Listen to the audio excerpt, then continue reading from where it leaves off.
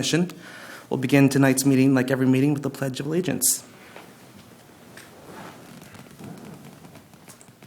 I pledge allegiance to the flag of the United States of America and to the republic for which it stands, one nation, under God, indivisible, with liberty and justice for all. Thank you. Turning to the General Administration Function Part 1 of the agenda, Item 1A, presentations by the public on matters not on the agenda. Madam Clerk, are there any public comments? No, there aren't. Thank you. Moving on then to Item 1B, Commissioner Communications. Commissioners?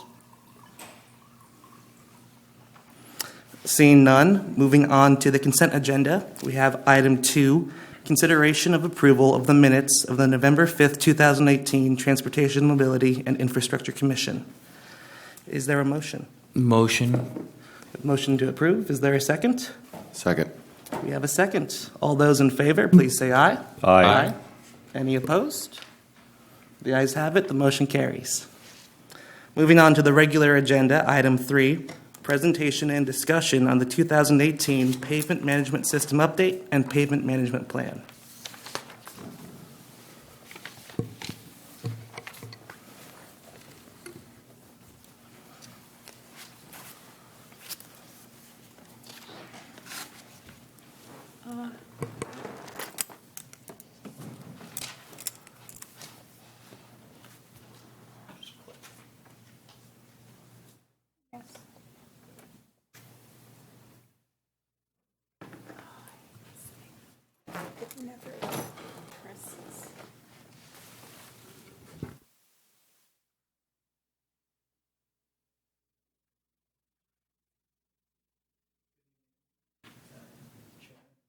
Is your mic on? Good evening, Chair and fellow Commissioners. My name is Jesse Kakkar. I'm an Assistant Engineer with the Public Works Department.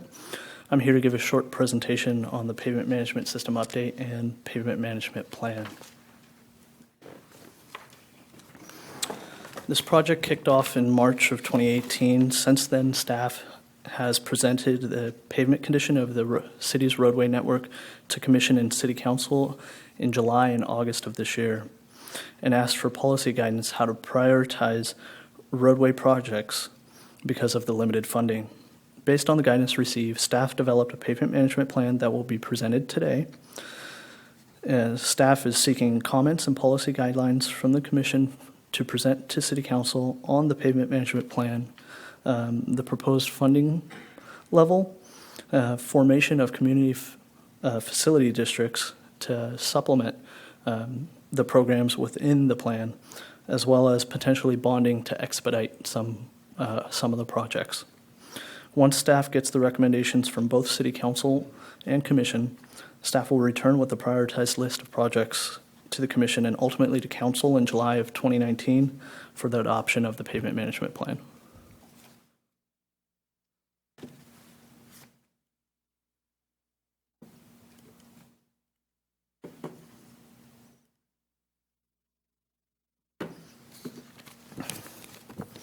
A brief refresher on what was presented previously to Commission.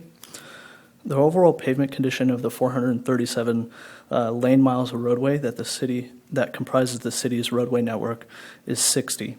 This is a decline from 84 in 2005 and 74 in 2013. The city would need approximately $121 million over the next 10 years to bring the roadway network into a good overall condition. Picture Village Parkway, for example. The overall replacement value, or kind of like the investment value of a roadway network, is $275 million and growing with new development within the city. This roadway network is currently maintained by 6 full-time employees. 2 are dedicated to street sweeping, 1 is dedicated to traffic signal maintenance, and the remaining 3 are responsible for traffic signs, graffiti removal, and filling potholes.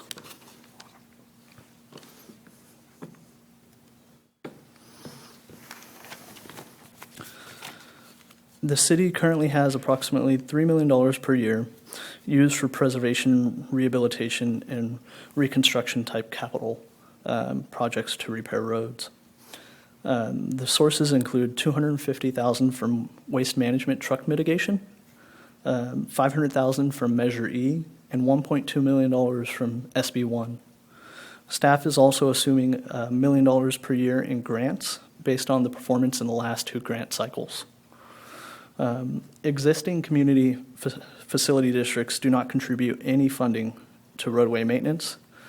Based on this current funding level, the city's roadway network is projected to continue to deteriorate to a condition of 50 in the next 10 years. The city needs approximately $6 million per year to maintain the current level of pavement condition. Staff will be recommending to City Council to allow staff to identify an additional $3 million through the budget process to reach a funding level of $6 million per year. Possible funding sources for the increase include Measure E, enhanced infrastructure finance districts, increases in Measure K revenue, and general fund without impacting other projects.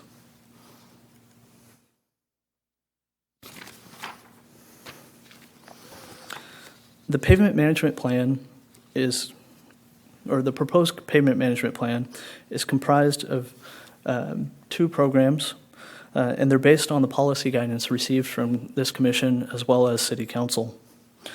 The plan consists of the Neighborhood Preservation Program and the Community Investment Program. The Neighborhood Preservation Program was developed to focus on preserving and rehabilitating local roads. Staff has broken the city into 10 areas approximately based on land use, major barriers such as freeways, railroads, arterials, and proximity. These categories were chosen because they lead to more cost-effective projects. It is important to note that because the needs within these areas far exceed the available funding, the program would not pave every road or even fully rehabilitate roadway segments, but rather to aim to patch pave and apply various seal coats. Under the proposed pavement management plan, this program would receive $1.5 million per year at both the current and proposed funding levels.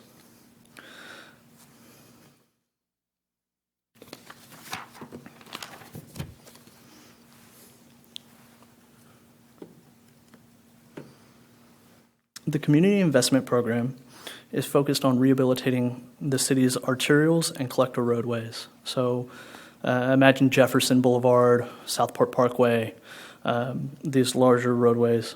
The methodology for selection of these roadways is their proximity to economic drivers.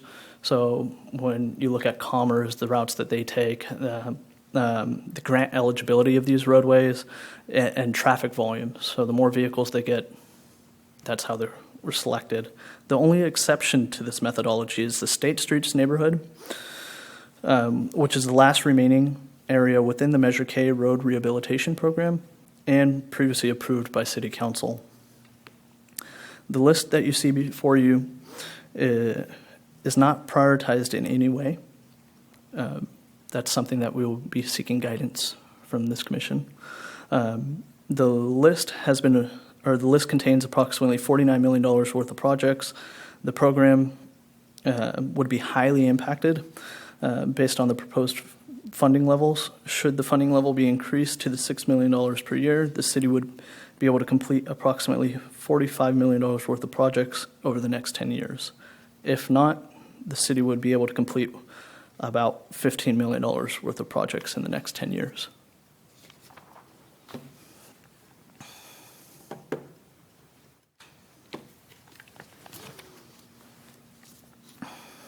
There are possibilities to enhance the funding for these programs. Currently, no community facility district contribute any funds to road maintenance. However, staff could investigate the formation of CFDs or community facility districts in areas which they don't currently exist. The funds raised from these CFDs could potentially be used to complete more extensive roadway maintenance and preservation underneath the Neighborhood Preservation Program, as well as construct missing infrastructure such as sidewalks and streetlights in areas that don't have them. Bonding or similar financing means could be explored to expedite projects within the Community Investment program. The projects within that program are definitely in the millions of dollars, and bonding would allow us to have the cash on hand to complete those programs or projects more rapidly. There are hurdles to this. There would potentially need a citywide vote, and the lifespan of the roadway improvements completed with those funds compared to the length of bonding or financing.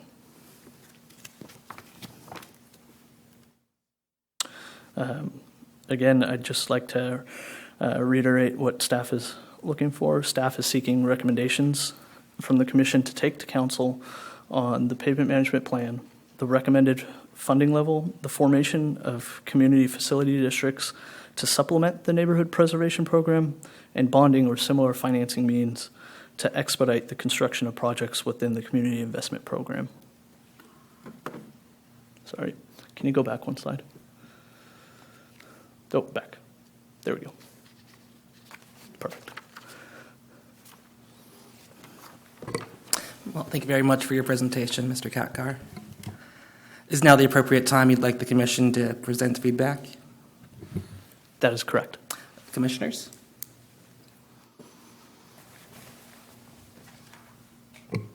Oh, thank you for your presentation. Very informative. I had a couple questions. The first one was the update that was provided by the consultant. It recommended scenario 3 for $8 million in funding. Correct. And so I was just wondering why staff's recommending $6 million. There are other priorities within Okay. the city, and at this time, $6 million seemed appropriate. But Commission is welcome to make a recommendation to go for additional funds, even on top of the $6 million. So long term, would the $8 million a year save us money long term? Long term, funding above the $6 million level would save the city money in terms of road rehabilitation dollars in future backlog. That $6 million would keep that backlog essentially what it is today at the $121 million going for the next 10 years. It would not increase. Should we get $8 million per year, that backlog of $120 million would decrease ever so slightly. So- Does that make sense? Yeah, but can you give an idea of how much would there be a cost? What's the cost benefit of doing it that route, I guess? Let me see if I can't quantify that. Some sort of number, yeah. Give me just a moment. Okay.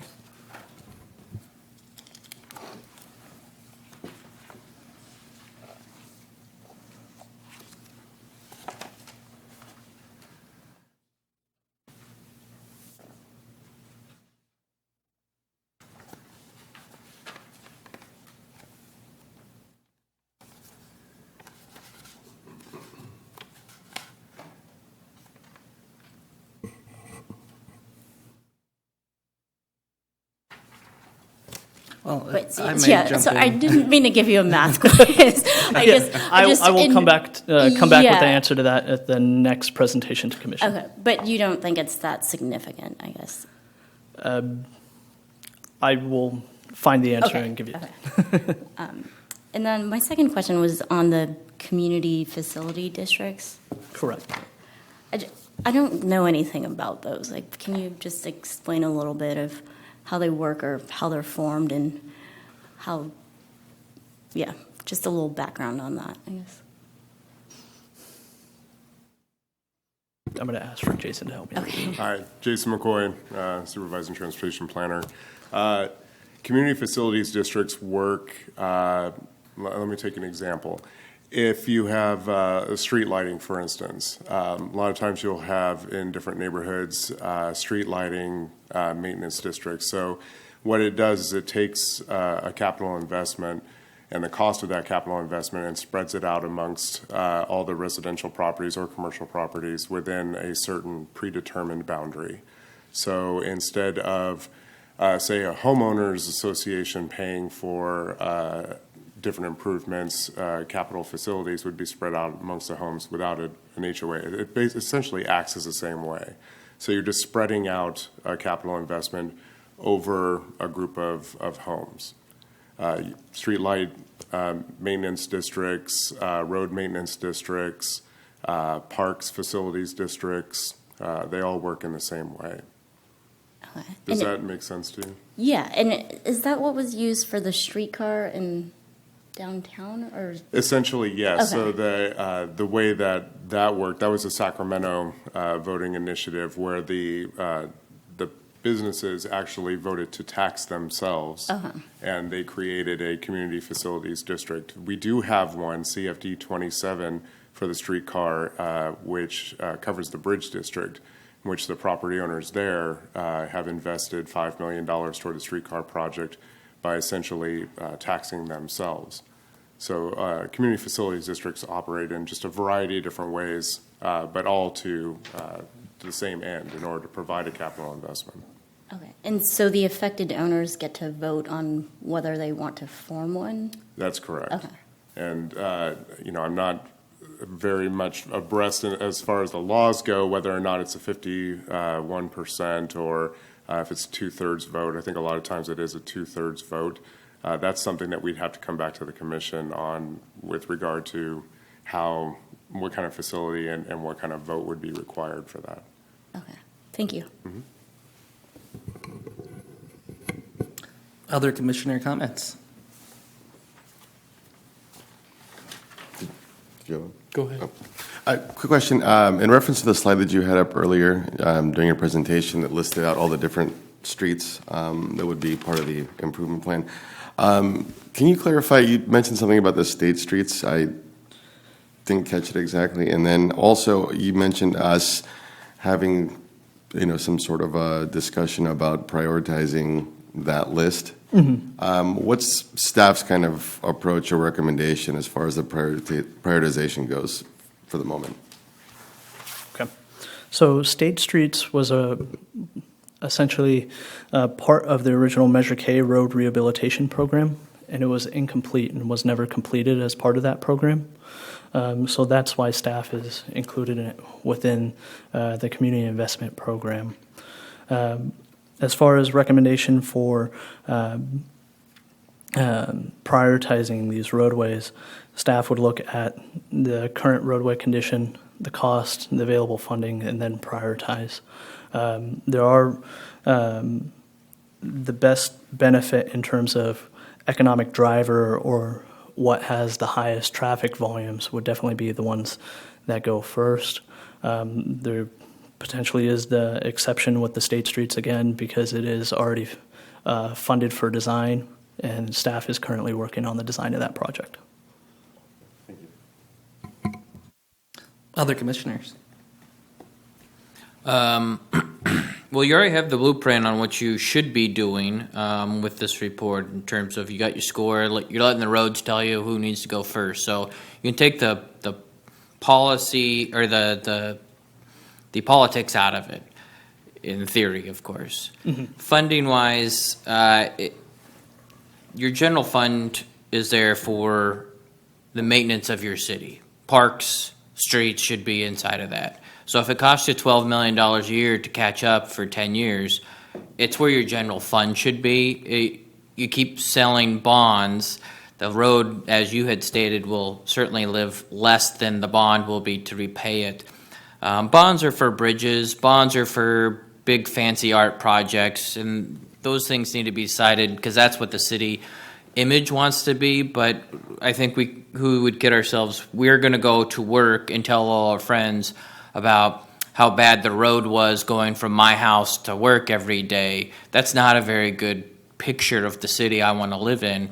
If that was the case, our roads, I think this summer we saw great improvement on some of those like top 10 holes in this city in terms of potholes. You guys made a significant improvement, and that's a big, I think, win for all of us. It also, roads affect every one of your citizens, and that's something that should be considered.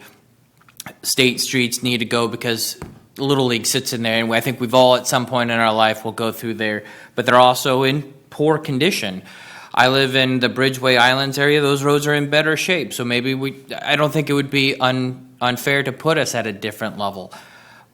but we all drive on the streets. It's a huge economic driver. If you don't have streets, all those warehouses that are popping up in 30 days out there on Southport and up along the, where are those trucks going? Those trucks start breaking down and those business owners start pounding up here. You're going to have to put more than a $12 million investment into it per year because you can't sell a bond fast enough if all those jobs are getting ready to ditch town. So think about what those roads are supposed to mean to us, what they're there for. Hey, I love a good old art sculpture someplace around here, but take care of what you have. I know I've been saying that a lot. Just you need to take care if you're going to go ahead and build it. Find a way to maintain it because that's your best advertising for the city and the people you want to will be voting for you and the people that you want to expand you into your neighborhood. So I would encourage the highest level. I would encourage it being a strong general fund effort. I applaud. I think the last 2 years I've really learned what your department as a whole going after grants and always maximizing that dollar. That's really impressive. But just because you don't have a grant doesn't mean the road doesn't exist. You chose to build the road, you need to maintain it.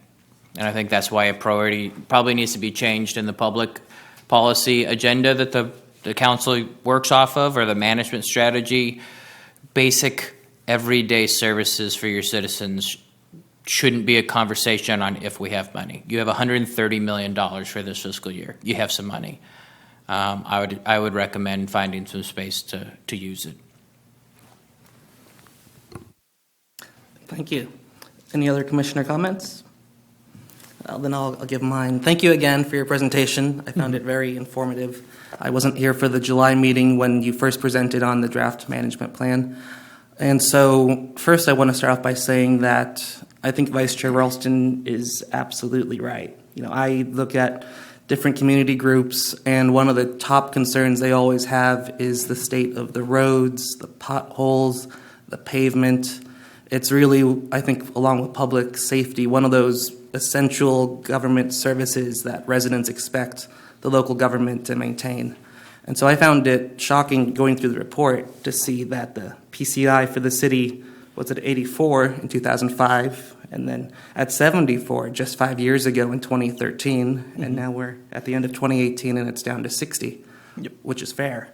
And that's the average. Looking at it, a third is either fair, not fair, or failed, I believe is the terminology. Poor, not very poor, or failed. Correct. So that's quite shocking to me. And so I commend the city staff for recognizing the priority. I saw that there were 4 scenarios in the NCE draft report. Mm-hmm. Scenario 1 is we maintain our current funding of $3 million and see our roads decline even further. And so that's not even an option on the table, which I commend. But I share Commissioner Sablon's thought about how, although this draft report recommended option 3, and I personally prefer option 4, both of those, which have $8 million a year, the staff is going with the recommendation of option 2, $6 million a year, which is just enough to maintain the current level, which is, again, an average score of 60, which is fair, not good, not failed, but fair.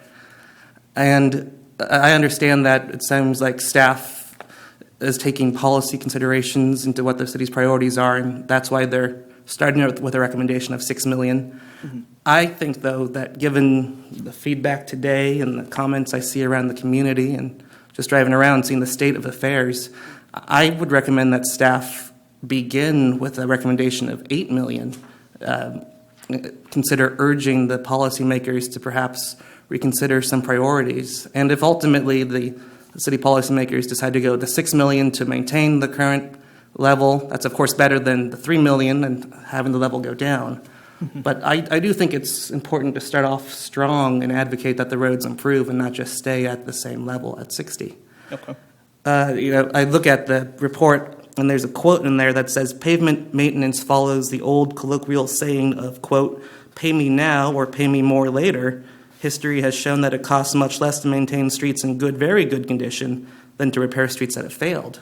And so again, at $6 million, the hope is that none will fail more than they are now, but they're also not improving. Correct. And briefly, to go back to Commissioner Sablon's question, on page 17 of the report in figure 12, there's a chart that talks about the annual deferred maintenance cost by scenario 1 to scenario 4. And so the city's recommendation of scenario 2, doubling the current funding to $6 million, which again is much better than the current $3 million. If we take that scenario 2 option, by 2027, deferred maintenance costs will have increased by approximately $69 million now to $91 million. So that's an increase of over $20 million. Correct. Whereas if we were to do scenario 3 or scenario 4, both ones where the funding goes to $8 million a year, the deferred maintenance either goes up by just a fraction to 72 or actually decreases. And I think that goes again towards the long-term goal of saving money in the long run. And I think goes to show how it's so incredibly important that we have this opportunity now where staff will be presenting a recommendation to the city council. I think it's beneficial to current residents and residents 10 years from now who have to think about how to pay down that deferred maintenance. And I understand how challenging it is. I know that the current budget is only $3 million. Staff is hoping to double it, which is already a reach. And so I applaud staff for all the creative funding mechanisms that you can come up with. I see that we talk about community facility districts and talk about bonds as potential things. I don't see any comment about perhaps looking at the general fund again, as Vice Chair Ralston says, though. I think if this is a city priority, all options should be on the table. I know that there's some Measure E funding that goes into it. I don't know the exact proportion. There's $500,000 for Measure E per year. And do you know how much Measure E takes in total per year? 3.3 million. 3.3 million. So that's roughly 1/6 of the Measure E funding. And I know that there are a lot of competing priorities. But again, I think that the condition of our city's roads should be one of the top priorities. I think that's what citizens and residents expect in our community. And so I was hoping part of the comments that the staff were soliciting were a discussion about community facility districts versus bonds. I was wondering, you mentioned that community facility districts are self-imposed among the residents or property owners within a certain area. What would be the advantages of doing that route as opposed to a bond? And what would be the disadvantages? So the community facility districts were meant to supplement the neighborhood preservation program. So that one's focused on local roads that the residents would actually see right in front of their homes. And so that's what the intent of the community facility district was, that those funds would, if established, would go towards the roads that are local to them. The intent of the bonding was to cash flow the community investment program, because those are larger projects in the millions of dollars, and that was the intent of the bonding. And then the community facility was to supplement the neighborhood preservation program. So it's not an either or then. The thought is, in the terminology, the bonds would help with the collector roads and the arterial roads, whereas the CFDs would help with the neighborhood roads? Correct. In that case, again, going to how important I believe the issue is, and I think the community does, I think that staff should advocate for any and all funding mechanisms that could potentially help. I also, looking at the chart, or looking at the presentation, it looks like under the staff recommendation of $6 million a year, 1.5 million would go to the neighborhood roads and 4.5 would go to those arterials and collectors. Correct. Could you elaborate on how staff came to that funding proportion? The 1.5 is roughly enough to seal coat, approximately the largest area in there. And by largest area, I'm talking lane miles, not geographically largest. So, for example, Area I has the most lane miles within it. And so that's where that 1.5 was based off of. And the 1.5, within the neighborhood preservation program, there is, within the staff report, it says it will also allow us to triage arterials and collectors design for those types of roadways take a significant amount of time, and we wouldn't be able to get to every single road within the next year or so. And so it would allow us to fill potholes and do some of the type of work that we've done on industrial and enterprise out on those roads, should they need it in a given year. Well, I think that's great. Again, I think it also mentioned how CFDs could help with things in addition to pavements, sidewalks and street lighting. Correct. And I think that would go again towards the overall goal of improving the neighborhood streets and paths and infrastructure that the residents see. So I'd fully be in support of both CFDs and bonds. But a question just came to my mind for CFDs. So I don't specialize in this area of local government. So for example, looking at attachment 2 where we have A through J neighborhoods, would a CFD be proposed in each individual neighborhood, and would it be up to residents of neighborhood A to approve a CFD for themselves? That would be the intent. And these, just to note that these lines that are drawn on this particular map, or areas that are delineated, don't exactly represent each neighborhood. There may be multiple neighborhoods within each one of these areas. What would happen then? I know that different neighborhoods across our city, some are more affluent than others, some maybe vote at a higher rate than others. If one particular neighborhood with poor roads were to vote down a CFD while another neighborhood with relatively better roads approved the CFD, would that just leave the neighborhood with the poor roads to languish into the very poor and failed conditions? So the intent of this program was also to kind of create equity. That was one of the comments that we received from City Council, is each area, they roughly have the same, or on average, they have about 20 lane miles within each, the max being 28 lane miles and the minimum being 13. The 1.5 in each one of these areas is meant to create an equity throughout the city. Equity in terms of road miles, or equity in terms of the PCI average? Equity in terms of lane miles. Lane miles, thank you. Because it is difficult to quantify, well, I could quantify some of the work or needs in each one of these neighborhoods. Sure. I would just hope then that in addition to the lane geographic equity, that the overall management plan that gets approved and that the staff implements makes sure that geographically no one particular neighborhood languishes far behind the other neighborhoods.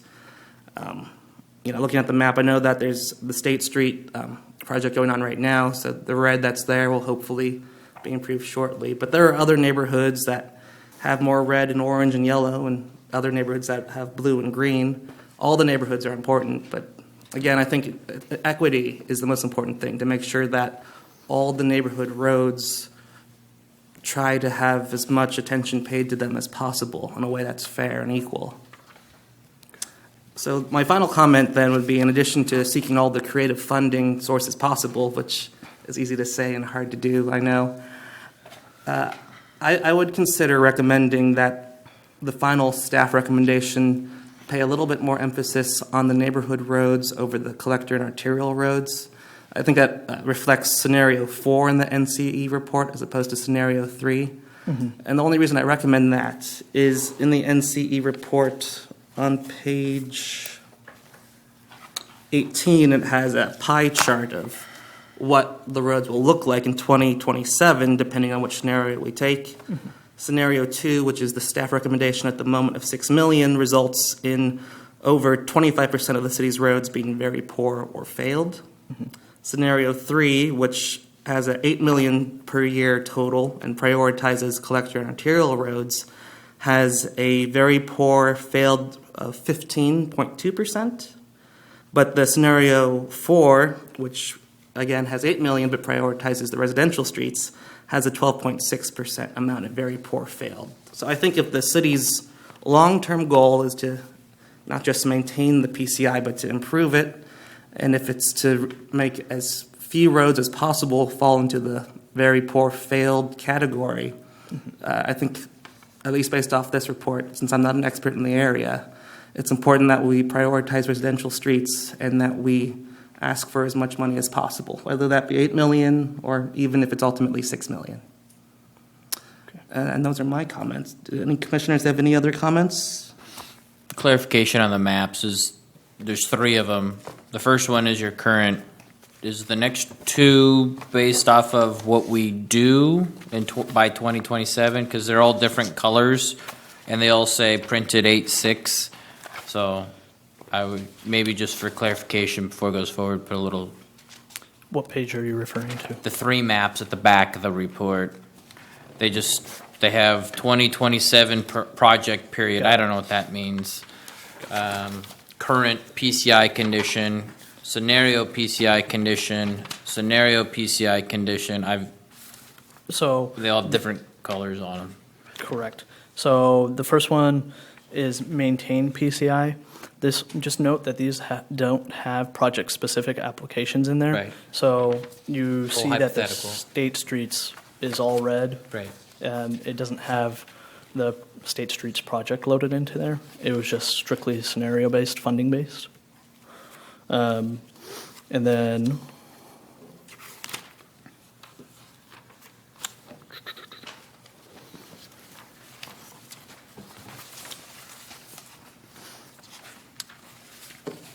then you have increased to 70, and so they do reflect what the scenarios are in the beginning of the report. Okay. But they just don't have projects loaded into them. Okay.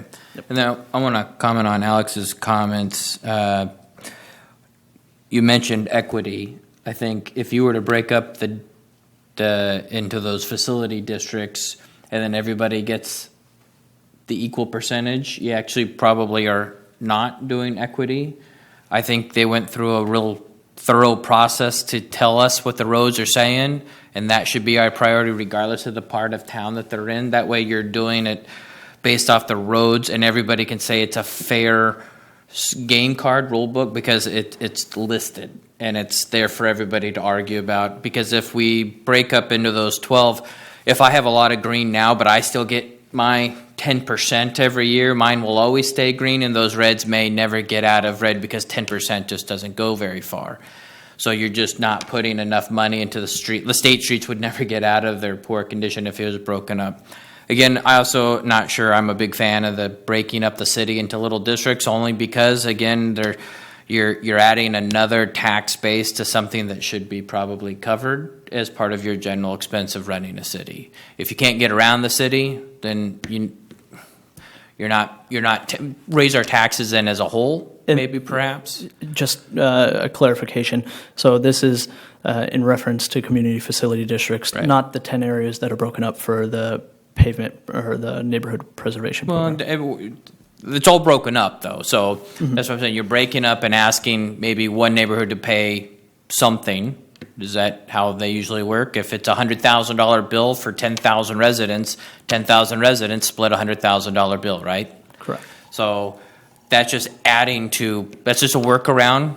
Your property tax and your sales tax, if it's not meeting your current city needs, then the 5, 6, everybody in the city needs to do some type of marketing campaign that says this is what it costs to run the city that you want to live in. This is what our tax rate should be, and this is what you'll get if your general budget has a 300-page funding report for the entire city for $130 million. That break up a percentage of what into police, into fire, into public works, into parks. That 90% should be going to something that most people probably deal with. Just a personal opinion, of course. Okay.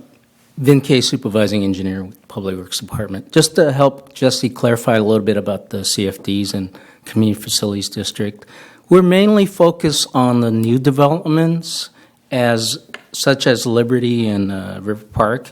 As they come in, we would try to include road maintenance with those CFDs.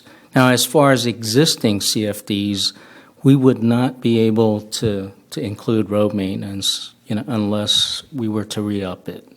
The exhibit that Jesse showed you, the 10 different areas, those are more project-based, more, practical approach if we were to go about, preserving the neighborhood local roads. I hope that helps to clarify Okay. things. Thank you. So to summarize, for a recommendation to take to council, it seems the commission is saying increase the proposed funding level to 8.4 million per year to start, or even more. And then there was conflicting views on bonding and bonding or no bonding.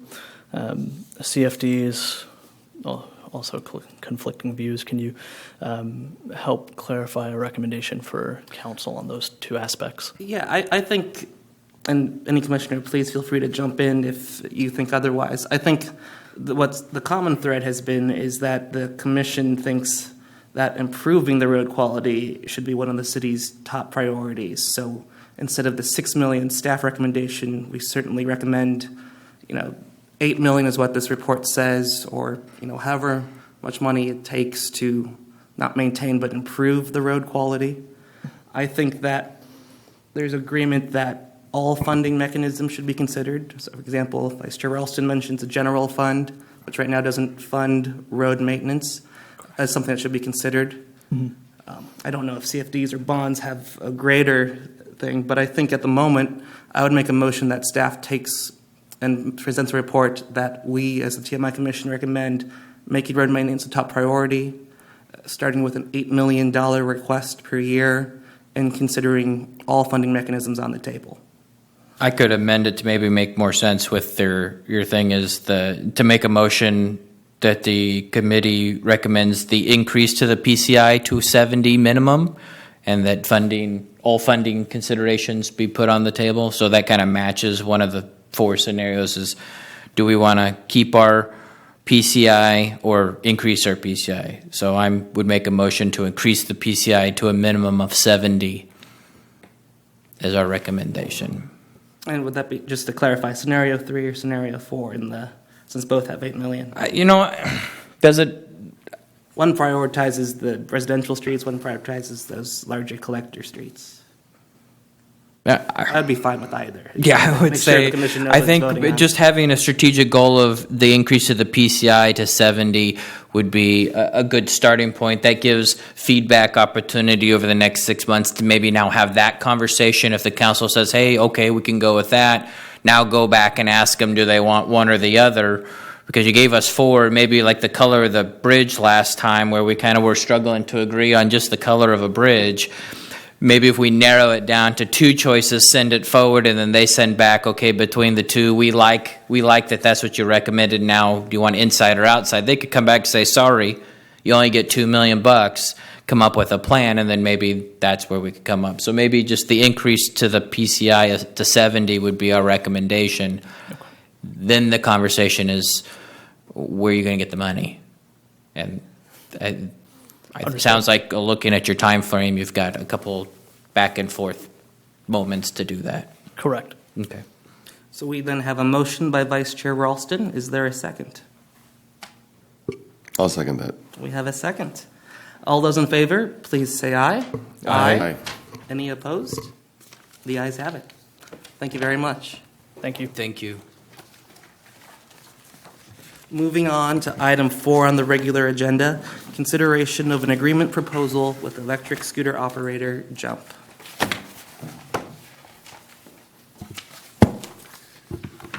Good evening, Chair, members of the Commission. Chris Doherty with the Public Works Department.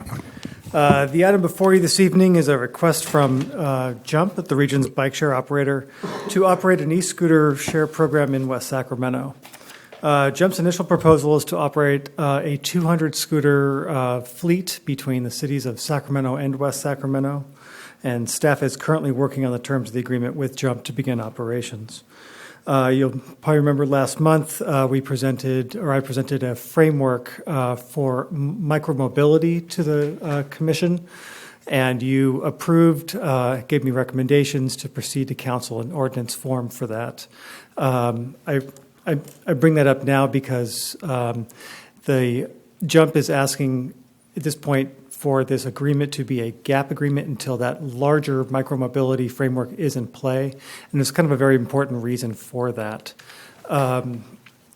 Jump is in a unique position as the region's bike share operator and now moving into scooters. The city of Sacramento has effectively banned scooters from operation in there with their ordinances. Jump has an existing permit that they can operate scooters under and meet the guidelines of that. So they want to come in before that ordinance comes in, becomes effective to operate both in Sacramento and West Sacramento. So we are proceeding and asking for recommendations to complete a gap agreement that would go into effect as soon as we negotiate, and then would expire when the micromobility framework becomes effective and they can comply with it. You'll remember in March of this year, we took a similar approach with a scooter operator of Lime, where we granted, you guys approved negotiating terms, and council then approved authorized the city manager to negotiate with Lime and enter an agreement. We had negotiated agreement with Lime and had the terms set, but they have opted at this point to hold off operations until Sacramento allows other scooters in. So at this point, the terms of the agreement with Jump that we are talking with them about are in complete alignment with our micromobility framework and other scooter operators that we have talked to. And those terms really fall into parking of the devices and the how often they are relocated to designated areas around the city. We, of course, expect a level of indemnification from operations and insurance requirements. It's a new concept to have actually operating here in West Sacramento, so we are kind of working. There's a benefit to entering into this agreement before the rest of the operators come, so we have a little bit of probably 3 months to find out how they really work in our particular city and better regulate them when other operators come through, which we're anticipating in February or March, depending on when our framework becomes effective. And that concludes my presentation. We are at this point asking you guys to make any recommendations to what we have proposed this evening, and then recommend us move to City Council so that they can authorize the city manager to negotiate and enter into agreement for scooter operations with Jump. Thank you very much for the report, Mr. Doherty. Commissioners, any comments? Yeah, can I jump in? So let me just paint a picture for you. I am not a bicycle guy. I'm not a scooter guy. But in the last few weeks, I was working from home a couple days, and I had a meeting downtown. And I live on 15th Street, and so there's a jump bike hub on Park. So I said, what the heck? I didn't want to deal with paying the city of Sacramento its parking fees and even bother finding a parking spot down there, right? So I have used it several times now, and I think, as far as Jump Bike goes, it's a great service. Maybe I'll be more radical than my fellow commissioners here, but I think the more the merrier. The easier it is for citizens or residents rather to access those bikes and these scooters down the line, the better it is for everyone's quality of life. And I think, as far as reducing traffic, individual people's fitness levels, and just making things a lot easier on ourselves, it's great. So if that's not my recommendation, then I don't know what is. So I'm all for this. So. Thank you. Other commissioner comments? Is there going to be a cap on all these devices one day? Probably one day. At this point, we are not sure. It is just unclear how many operators are going to come and really what. It's such a new device in the urban context. We're really not sure what we can support for the number of these things. And there is some level of letting the market kind of figure out what that is. But if they are ever impeding the public right away, we would clearly step in and take action immediately if that was an issue. They could ride these scooters into Sacramento Yes. right now? Technically, yes. Well, that sounds unenthusiastic. Is it technically because they can now but won't soon? Is Sacramento building a plan that will allow them to have scooters in that city? It's just a matter of time? They are. They're working on a very similar mobility ordinance, much like ours. It's actually, we are working together on the timeline of that so that operations can, because of our fluid boundary of the river, so that we can enter in these operations and the devices can go back and forth. But as of right now, Sacramento's current bike share ordinance is really based on the number of devices on the ground, whether it be a bike or a scooter, and the amount of parking racks that are associated for it. Jump, since they have that existing permit, can pull back a few bikes, put some scooters in the ground, and operate today. Do you need to have a helmet? As of today, yes, you do. Current state regulations require a helmet. Those regulations go away on December 31st. Are there going to be additional hubs as part of this pilot? I don't know what we're calling it. Like, you have all these new bike racks, and it's starting to look kind of cluttered on the corners of our streets, and now we're going to throw scooters all over town. Are there going to be similar parking spaces available for them? Yeah, the goal at this point is to identify probably some area, whether it's in an on-street corral, much like we have some of the bike share parking now, or in the clutter zone of the sidewalk where the trees and the benches kind of generally lie, where we also have some bike share facilities too.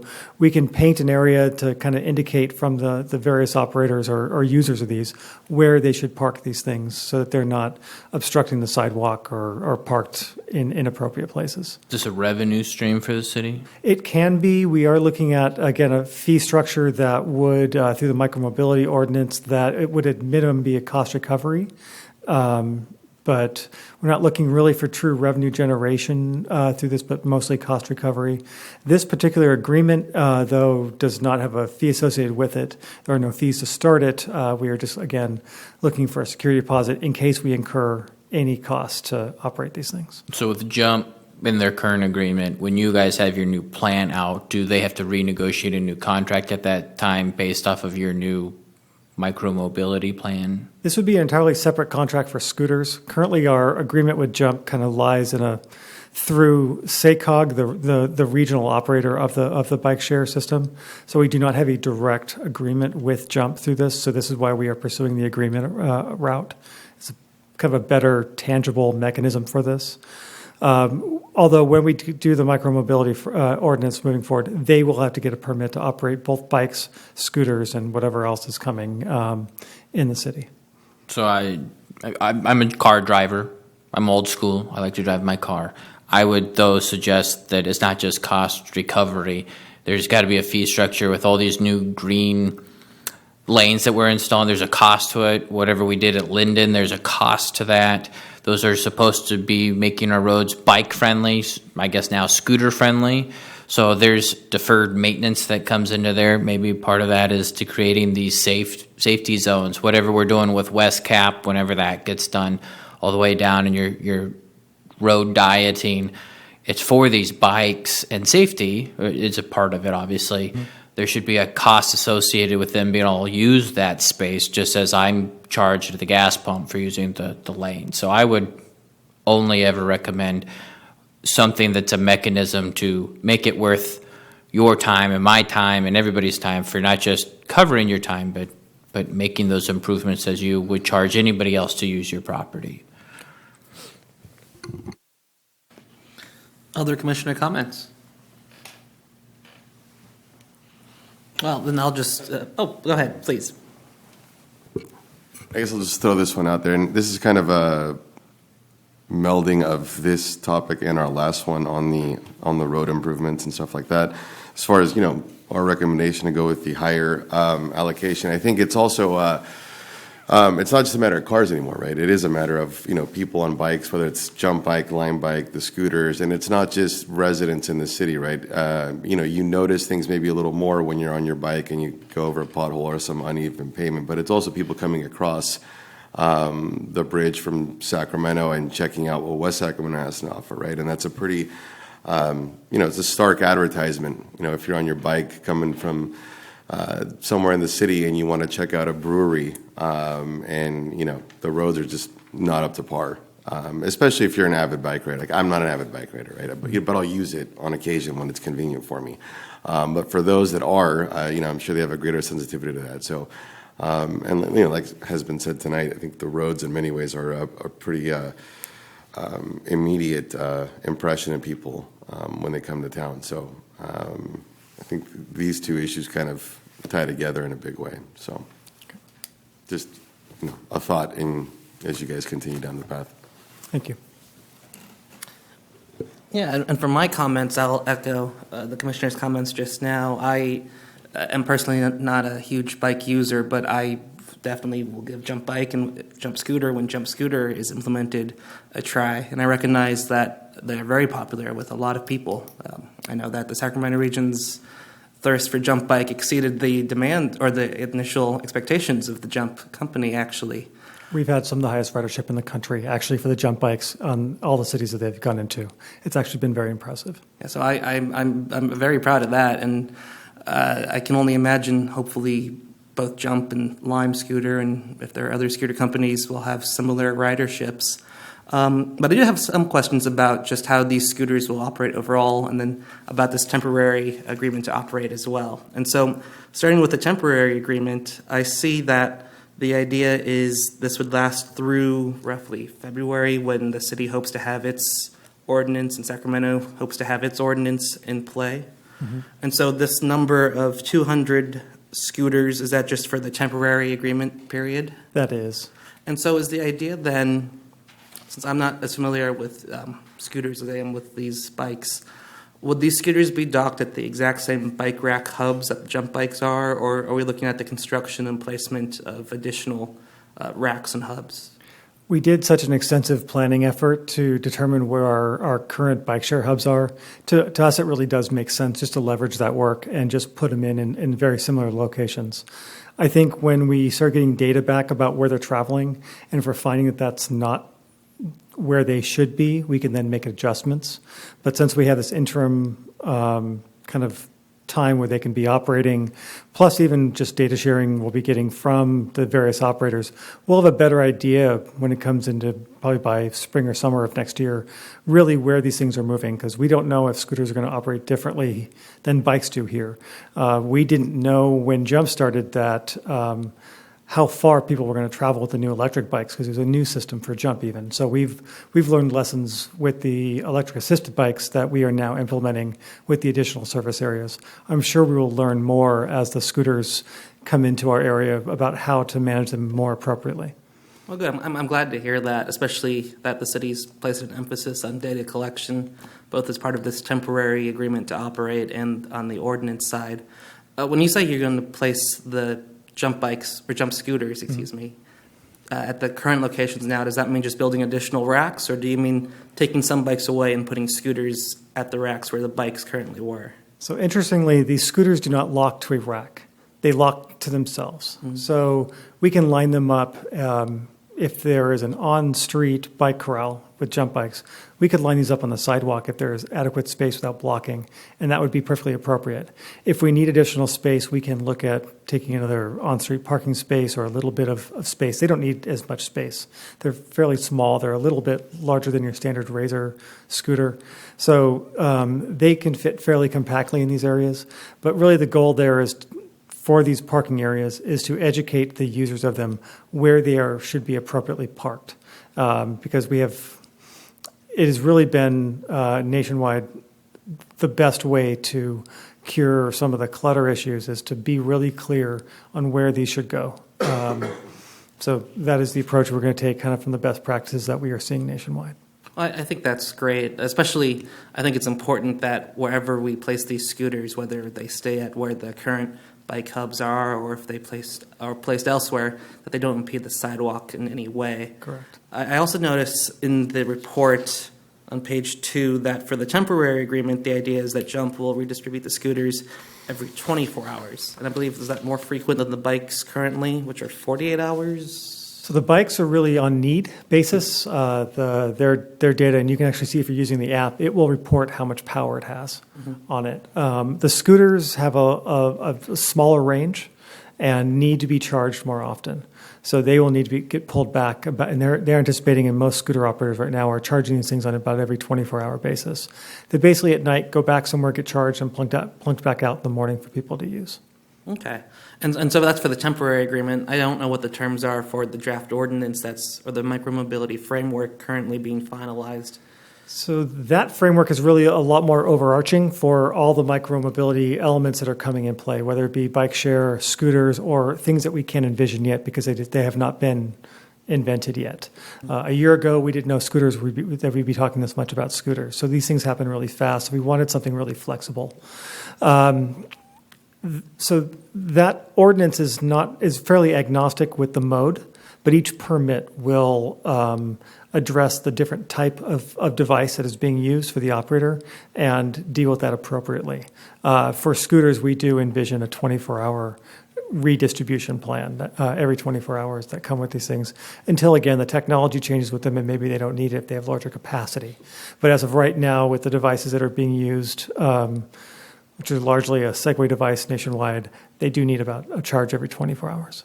Sure. And I understand this is, very fast-changing technology, so I agree. I think it's important that the framework be flexible to accommodate those changes.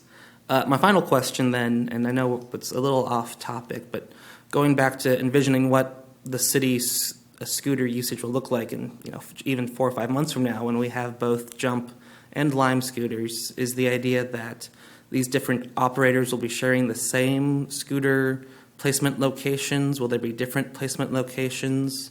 Are we likely to see, a corner that is just flooded with scooters? I am recommending that we have a fairly agnostic parking box for these things, that they would be not dependent at all on the operator of them. Otherwise, you have, again, a very cluttered street space with different colors and branding. And if we can step away from that branding as much as possible for the street facilities and just have it on the scooter, I think that's a more appropriate way to do it. Several cities have limited operators and limited numbers of scooters on the ground. At this point, we don't feel we know enough to do either of those, so we're going to kind of take a wait-and-see approach to see if we're flooded with 45 operators, which I don't think there are 45 operators in the city or in the nation. We'll definitely step back and take some action. But at this point, we're probably looking at 3 or 4 operators tops happening in this region is what we're anticipating. Great. Well, I am very enthusiastic about having several options so people can continue to use cars if they want, or they can use regular bikes, use these shared bikes and shared scooter opportunities. And going back then, I know the staff would like a recommendation about this temporary agreement. And just looking again at the terms on page 2, Jump would redistribute the scooters every 24 hours. There's an indemnification of the city for liabilities. The city is provided with data. It holds a security deposit. All of these terms, to me, seem very positive. And the final one, allow Jump to place its scooters on city property in identified locations. The only comment I would have there is I know, again, just from looking at online community discussion boards, that when these Jump bike hubs were initially placed, some residents were surprised to go to sleep and wake up the next morning and have a hub placed directly in front of their house or taking up what was formerly used by them to park in front of their house. And so when the city, either for this temporary agreement to operate or for its final ordinance form, take into consideration different residential needs. I know that currently the idea is just to have the scooters in the more business districts of the Bridge District, the Civic Center. I don't know if the hope is to expand it across the city eventually. I hope so, just how Jump Bike has been expanded into Southport, that the scooters will expand there one day as well. But my comment is to make sure that wherever these scooters or bikes are placed, to, again, just take into consideration the impact on the individual private property owners as well. Definitely noted. So with that, I'll entertain a motion. Is there a motion by the commission to recommend the city council authorize the manager or his designee to negotiate and improve temporary agreements? I just wondered if the commissioner had a comment on the end. Please. No, sorry. I Was thought there- she had. You don't have a, okay. I'll make a motion to move the item forward. There's a motion. Is there a second? I'll second. We have a motion and a second. All those in favor, please say aye. Aye. Aye. Any opposed? The ayes have it. The motion carries. Thank you very much. Moving on the agenda then, we are in the General Administration Function Part 2 portion. Item A, Transportation, Mobility, and Infrastructure Commission calendar. The next regular meeting is scheduled for Monday, January 7th, 2019. Item B, reports from city staff. No reports from city staff, except this is the last meeting of the year, so we look forward to meeting with the commission again, I believe, on January 7th. Thank you. Moving on to item C, future agenda item requests by the commission. Seeing none, I'll take a point of personal privilege before the final item. This is our last commission meeting of the year, as has been noted, and so I don't know when the new commissioner appointments will be. I don't know if our commission will meet again in this form, so I want to take the opportunity as chair to thank you all for the privilege of serving. I want to thank each and every one of the commissioners for all the time and dedication I know that's given to studying up for these commission meetings, looking through the reports, and asking insightful questions. I especially want to thank Vice Chair Ralston for stepping in and presiding over those meetings I wasn't able to attend. And I want to thank the city staff for all the informative and at times entertaining, at times educational, always wonderful presentations and work that you do. And with that, we move to item D, and I will entertain a motion to adjourn. Is there a motion? Motion. Is there a second? Second. We have a motion and a second. All those in favor, please say aye. Aye. Aye. Any opposed? The meeting is adjourned. Thank you.